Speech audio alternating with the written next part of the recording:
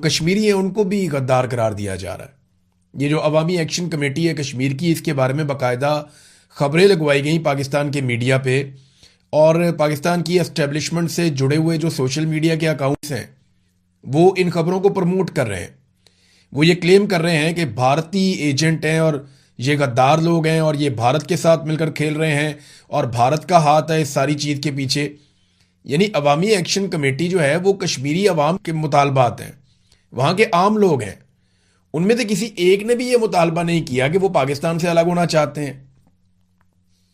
उनमें से किसी एक ने भी कोई ऐसा मुतालबा नहीं किया जो पाकिस्तान के खिलाफ हो या पाकिस्तानियत के खिलाफ हो या रियासत पाकिस्तान के खिलाफ हो या कश्मीरी होने के खिलाफ हो। उनके तमाम मुतालबात अपने लोगों के हकूक के हवाले से हैं। वो अपने लोगों के सियासी आइनी हुकूक मांग रहे हैं, बुनियादी हुकूक मांग रहे हैं। तो ये मांगने में भारत का एजेंट होना कहां से आ जाता है? यानी पाकिस्तान में जो भी एस्टेब्लिशमेंट के मफाद के खिलाफ जाता है उसे एजेंट करार दिया जाता है। यानी हसास तरीन इलाका है पाकिस्तान का आज़ाद कश्मीर। वैसे वो एक अलग टेरिटरी है आइन के मुताबिक, तो अब वहां के लोगों को भी भारतीय एजेंट बना डाला और गवाही के तौर पे पेश किया गया मेजर रिटायर गौरव आर्या का एक क्लिप। तो देखें, गौरव आर्या एक इंडियन रिटायर मेजर हैं, वो वहां पे पॉलिटिकल एनालिस्ट हैं। इसके अलावा वो एक दिफाई तज्जियाकार भी हैं। वो अपना उनका एक नुक्ता नज़र है, उससे इख्तलाफ रहता है पाकिस्तानियों को अक्सर, और हम इख्तलाफ करते भी रहते हैं। लेकिन मेजर गौरव आर्या के क्लिप को उठा के उसकी बुनियाद बना के आप मीडिया पे ये खबरें चला रहे हैं कि आज़ाद कश्मीर में जो अवामी तहरीक है जो अभी खड़ी हो गई है हुकूमत के सामने, और माजी में हमने देखा कि उन्होंने बार बार एहतजाज भी किया, उनकी जानें भी गई, लेकिन इसके बावजूद वो अपने मुतालबात पे डटे हुए, उसको इंडिया के साथ जोड़ा जा रहा है। जो भी चीज भारत के अंदर नापसंद की जाती है वो पाकिस्तान के साथ जोड़ देते हैं, चाहे पाकिस्तान का उसमें कोई रोल ना हो, और जो चीज पाकिस्तान में एस्टेब्लिशमेंट नापसंद करती है उसको उठा के भारत के साथ जोड़ देती है। यानी गद्दार देने का ना एक खेल पाकिस्तान में चल रहा है बदकिस्मती से। इसी तरह आप लोगों ने इल्जाम लगाया बंगालियों के ऊपर कि बांग्लादेश के लोग जो हैं वो गद्दार हैं, उन्हें गद्दार करार दिया गया, उन्हें करार दिया गया कि वो इंडिया के साथ मिल गए हैं, और फिर हमने देखा कि मुल्क ही टूट गया।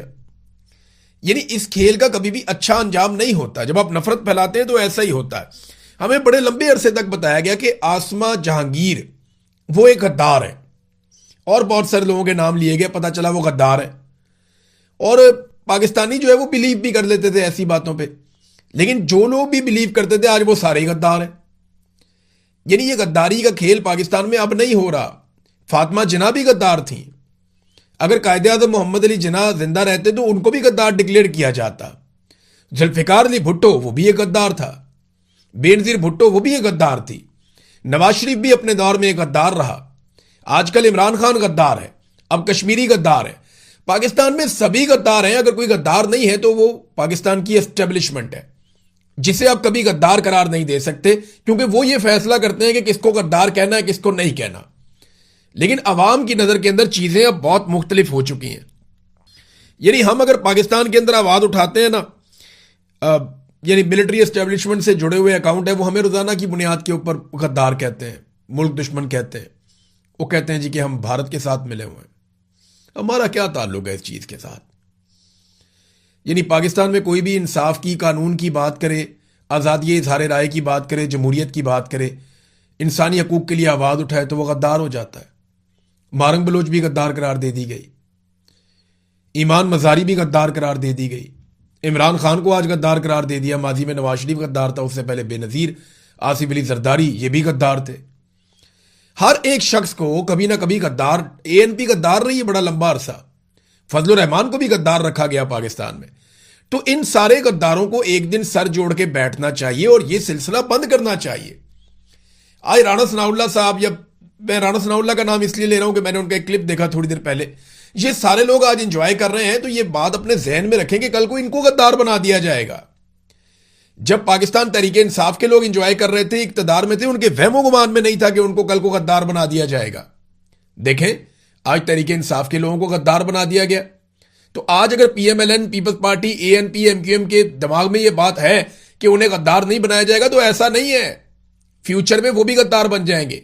जो सहाफी आज एस्टेब्लिशमेंट के साथ मिलकर खबरें दे रहे हैं, देखिए खबरें देना तो सहाफी का हक है, वो दें, लेकिन जो उनके साथ मिलकर खेल खेल रहे हैं, मैं उनकी बात करता हूं, जो उनके हाथों में खेल रहे हैं, उनको यह बात समझनी चाहिए कि गद्दार आपको भी बना दिया जाएगा। इस मुल्क में जब जब एस्टेब्लिशमेंट का मूड बदलेगा वो गद्दारों को बदल देगी। एस्टेब्लिशमेंट डिवाइड एंड रूल करती है और इसी तरह उन्होंने ये चलाना, और तकलीफ होती है इस बात की। क्या पाकिस्तान इसलिए आजाद करवाया था कि हम सारे पाकिस्तान में गद्दार ही हो जाएं? बलोच भी गद्दार हैं, पश्तून भी गद्दार हैं, बंगाली भी गद्दार थे, अभी पंजाबी भी गद्दार होते चले जा रहे हैं, अब कश्मीरी भी गद्दार हैं, मुहाजिर भी गद्दार हैं। वो पाकिस्तान में मुहिब्बे वतन कौन है? गद्दारों का लंडा बाजार लगा दिया पाकिस्तान में। और अब देखें ये कश्मीरियों के ऊपर इस तरह किया जा रहा है। कश्मीर में इजाफी नफरी तलब कर दी गई है नादरीन, और ये 2 खबरें आई हैं मुझे वहां से। अब दोनों तरफ से तैयारियां हो रही हैं। एक तरफ जो अवामी जॉइंट एक्शन कमेटी है, उन्होंने ऐलान कर दिया और पब्लिक को कह दिया कि अगर अब आप खड़े नहीं होंगे ना तो फिर आपको खड़े होने का दोबारा मौका नहीं मिलेगा। ये फाइनल राउंड आ रहा है और आज़ाद कश्मीर के लोगों को ये बात समझनी पड़ेगी। उनके हक के लिए कोई खड़ा नहीं होगा, कोई उनके हक के लिए आवाज नहीं उठाएगा, उन्हें अपने हक के लिए खुद आवाज उठानी पड़ेगी। ये पाकिस्तान की पूरी आवाम के लिए ये मैसेज है। चाहे आप खैबर पख्तूनख्वा में रहते हैं, गिलगित बल्तिस्तान में रहते हैं, कश्मीर में रहते हैं, पंजाब में रहते हैं, सिंध में रहते हैं, बलूचिस्तान में रहते हैं, आप कहीं भी रहते हैं, आपके हक के लिए आवाज कोई नहीं उठाएगा। आपको अपने हक के लिए आवाज खुद उठानी पड़ेगी, आपको अपनी लड़ाई खुद लड़नी पड़ेगी। अभी कश्मीरी जो है वो उसकी तैयारी कर रहे हैं। दूसरी तरफ जो गवर्नमेंट है उसने कुछ ऐलानात किए हैं। एक तो ये इजाफी नफरी आज़ाद कश्मीर में मंगवाई जा रही है, और चीफ सेक्रेटरी दाखिला और आज़ाद हुकूमत रियासत जम्मू और कश्मीर मुजफ्फराबाद, यहाँ से जनाब ये मुरासला जारी होता है। और मामला यह है कि मौरखा 9 जून 2026 को ज्वाइंट अवामी एक्शन कमेटी की जानिब से दी गई एहतजाजी कॉल लॉन्ग मार्च से पैदा होने वाली सूरत हाल से मुअस्सर तरीके से निपटने के लिए आज़ाद कश्मीर के मुख्तलिफ अजला में दस्तयाब नफरी के अलावा बैरूनी आज़ाद कश्मीर से सिविल और आर्म्ड फोर्सेस को यहां बुलाया जाए ताकि जनाब ये इनको निपटा जा सके। अब साथ वो कह रहे हैं जी कि 40% नफरी असला और एमुनिशन से लेस हो, यानी इतना हथियार वो मंगा रहे हैं, एमुनिशन साथ उनके होना चाहिए, असला साथ उनके होना चाहिए। 60% नफरी के पास एंटी राइट्स इक्विपमेंट होना चाहिए, टीयर गैस शेल्स वगैरह होने चाहिए, यानी 60% लोग डंडा सोटा लेकर आए, टीयर गैस के शेल्स लेकर आए और एंटी राइट्स का सारा सामान लेकर आए तैयारी करके, जबकि बाकी जो 40% हैं वो अपना असला और एमुनिशन से पूरे लेस होकर आए। ये क्या करने जा रहे हैं? कोई जंग लड़ने जा रहे हैं।